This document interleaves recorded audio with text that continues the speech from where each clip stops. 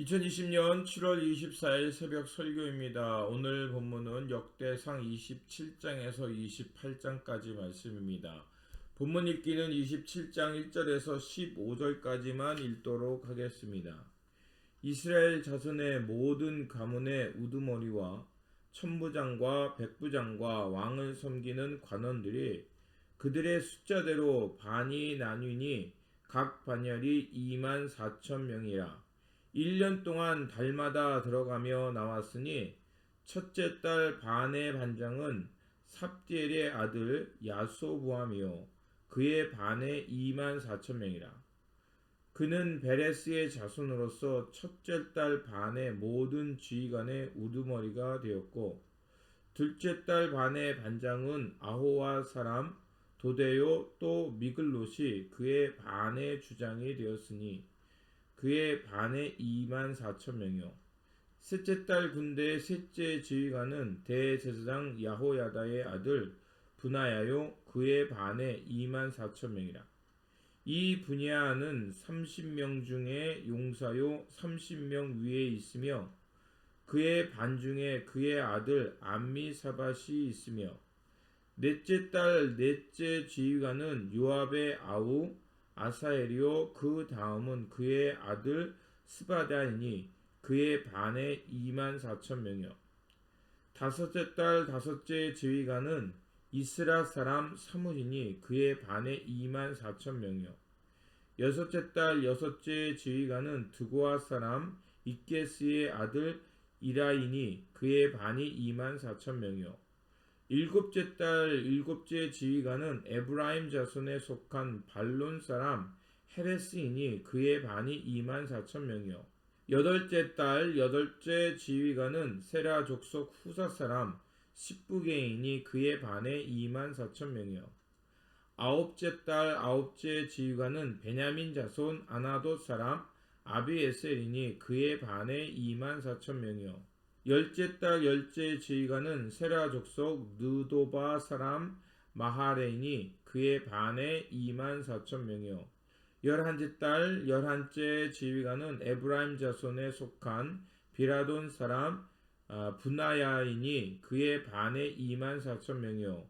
열두째 달 열두째 지휘관은 온니엘 자손에 속한 느도바 사람 헬덴이 그 반에 2만 4천 명이었더라. 아멘.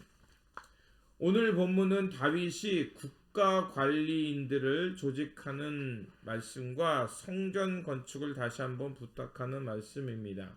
27장은 이스라엘의 평화가 임하자 국방과 지방 행정을 조직하는 일에 주력하게 됩니다. 그래서 먼저 국가를 운영하는 조직을 세우죠. 그래서 1절에서 15절을 보면 12반차로 조직된 군대의 모습과 장관들이 언급됩니다. 그리고 16절에서 24절은 각 지방의 행정 조직을 강화하는 모습을 볼 수가 있습니다. 그리고 25절에서 31절은 이제 왕의 자산 관리와 공직자들을 언급하고 있습니다. 그리고 이 32절에서 34절까지는 이제 왕의 통치를 도왔던 지략가들을 얘기하고 있습니다. 이런 내용들을 본다면 다윗이 그의 아들 솔로몬에게 나라를 세워가고 또 성전 건축을 부탁하면서 종교적인 측면뿐만이 아니라 국가 운영의 조직 체계를 잘 조직해서 물려주었던 것을 볼 수가 있습니다. 다윗은 성전을 건축하고 하나님의 나라를 세워가는 데 있어서 철저한 준비와 행정 조직을 조직했음을 알 수가 있습니다.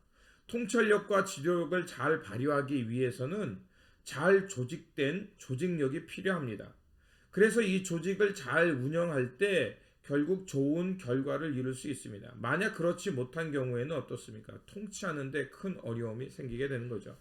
그래서 오늘 본문 27장 1절을 보면 이스라엘 자손의 모든 가문의 우두머리와 천부장과 백부장과 왕을 섬기는 관원들이 그 숫자대로 반이 나누니 각 반열이 2만 4천 명씩이라. 1년 동안 달마다 들어가며 나왔으니 라는 표현이 나옵니다. 먼저 군대를 조직한 것을 볼 수가 있습니다. 군대 조직을 해서 굉장히 효율적으로 이용했다는 것을 볼 수가 있죠.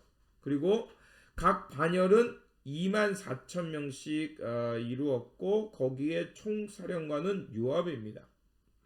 그리고 그 반열들의 천부장을 24명 세웠고 또 각 천부장은 10인의 백부장을 지휘했으며 각 백부장은 100명의 용사를 지휘했습니다. 이런 체제와 조직력을 통해서 군대를 원활하고 또 아주 기능성 있게 통제했던 것을 알 수가 있습니다. 근데 다윗의 군대 조직을 보면 다윗은 전국에서 싸움할 수 있는 사람 정예 군사 28만 8천 명을 소집합니다. 그리고 그것을 12개로 다시 나눠 한 달에 2만 4천 명씩 근무하게 합니다. 다윗이 통치했던 왕국을 보면 이스라엘 역사성에서 가장 넓은 지역을 통솔했습니다. 하마야옥에서부터 엘랏에 이르기까지 대제국을 이루었던 것을 볼 수가 있습니다. 그런데 군대를 조직함에 있어서 2만 4천 명씩 한 달만 복무하도록 했습니다. 지금으로 말하면 예비군과 같은 것이었습니다. 그러면 11달은 자기의 생업에 일을 종사를 하다가 한 달만 국가를 위해서 군대에 들어가서 복무를 했다는 것입니다. 그러면 이상하지 않습니까? 가장 넓은 영토를 통치하고 다스렸는데 군대의 군인 수는 굉장히 적었습니다. 그리고 그 군인들이 복무하는 기간은 한 달밖에 되지 않았습니다. 이것은 무엇을 말할까요? 결국 아무리 국가가 군사력이 많고 힘이 많다 하더라도 하나님이 지켜주는 나라가 아니면 그 나라를 지킬 수 없다는 믿음이 있었기 때문에 그렇습니다. 다른 이방 조직들은 더 많은 군사력과 군인들을 조직하고 무기를 만들어서 나라를 지키려고 했지만 다윗은 철저하게 하나님이 지켜주시는 나라, 하나님이 지켜주실 때 그 막강한 군대가 돼서 모든 싸움에서 승리할 수 있다라는 믿음이 있었기 때문에 이렇게 소수의 정예부대 그리고 한 달씩만 예비군처럼 군 복무를 하고 11달은 자기의 생업에 돌아가 일할 수 있게 했던 것을 볼 수가 있습니다. 결국 하나님께서 지켜주시는 나라에 대한 강한 믿음이 있었기 때문에 이러한 군대 조직을 했던 것을 볼 수가 있습니다. 그리고 28장은 다시 한번 솔로몬과 각 관료들에게 성전 건축을 부탁하는 말씀입니다. 역대기의 핵심 포인트를 한마디로 요약하면 하나님 나라를 재건하는 것입니다. 포로에서 돌아온 사람들에게 성전 재건은 그래서 하나님 나라를 세워가는 출발점인 것입니다. 그래서 22장부터 성전 건축에 대한 시작되는 얘기가 나오고 23장은 레위인을 세우고 24장은 제사장, 25장은 성가대, 26장은 문지기, 그리고 27장은 군대와 국가를 운영하는 조직을 완성합니다. 그런데 이 모든 것들을 보면 다 공통점이 있습니다. 다 사람 중심입니다. 결국 성전의 중심은 사람이고 그리고 그 사람들이 하나님의 중심으로 살아야 된다는 것을 말하고 있는 것을 볼 수가 있습니다. 그래서 28장에 그 관료들과 운영할 수 있는 리더들을 모아놓고 당부하는 말씀이 나오는 겁니다. 그리고 그 말씀은 28장 1절과 2절에 나옵니다. 다윗이 이스라엘 모든 관료들 곧 각 지파의 어른과 왕을 섬기는 반장들과 천부장들과 백부장들과 및 왕과 왕자의 모든 소유와 가축의 감독과 내시와 장사와 모든 용사를 예루살렘으로 소집하고 2절에 이에 다윗 왕이 일어서서 이르되 나의 형제들 나의 백성들아 내 말을 들으라. 나는 여호와 언약궤 곧 우리 하나님의 발판을 봉안한 성전을 건축할 마음이 있어서 건축할 재료를 준비하였으나 라는 말씀이 나오죠. 이 말씀을 통해서 그 이후의 말씀을 통해서 다윗은 자신의 40년의 세월을 돌아보면서 이제 성전 건축을 준비했던 것을 말하는 것을 볼 수가 있습니다. 2절에 다윗 왕이 일어서서라는 표현이 나오죠. 이건 뭐냐면 단순히 자리에서 일어났다는 것이 아니라 모든 각 지파의 어른과 왕을 섬기는 반장들, 천부장, 백부장 또 지도자들을 모아놓고 그들을 향해서 유언적인 얘기를 했다는 것입니다. 다윗은 자신의 40년 세로를 돌아보면서 고난과 역경을 거치면서 하나님의 성전이 왜 중요한가를 기록하고 있습니다.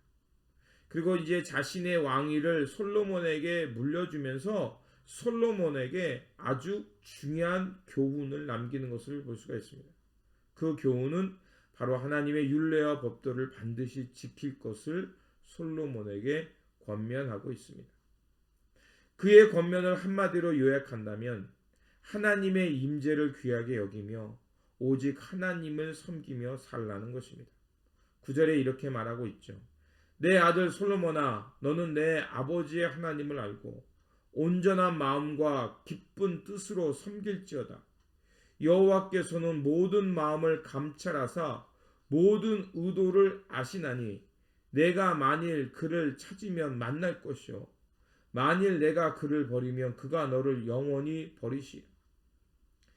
다윗의 권면의 핵심은 바로 마음 중심의 하나님을 두라는 것입니다.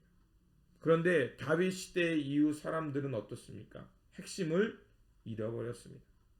건물과 조직, 율례는 가졌지만 그것을 통해서 그 성전에 임하시는 하나님의 임재와 하나님의 거룩한 나라의 삶은 잃어버린 것입니다. 그래서 예수님께서는 그 예루살렘 성전을 보면서 그 건물의 성전을 헐라고 말씀하셨습니다.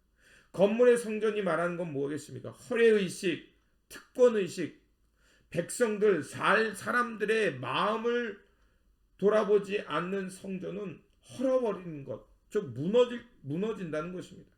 그리고 주님께서는 그 성전을 헐고 건물과 허례의식의 성전을 헐어버리고 3일 만에 부활하신 예수 그리스도, 그분과 함께 하나님의 나라, 하나님의 사랑받는 사람으로 세워가는 세상을 만들라는 것이었습니다. 우리가 신앙생활함에 있어서 잊지 말아야 할 것이 있습니다. 우리가 신앙생활하는 목적이 무엇인지를 잊지 말아야 합니다. 우리는 누구를 위해 수고하고 누구를 위해 헌신하는가를 잊지 말아야 합니다.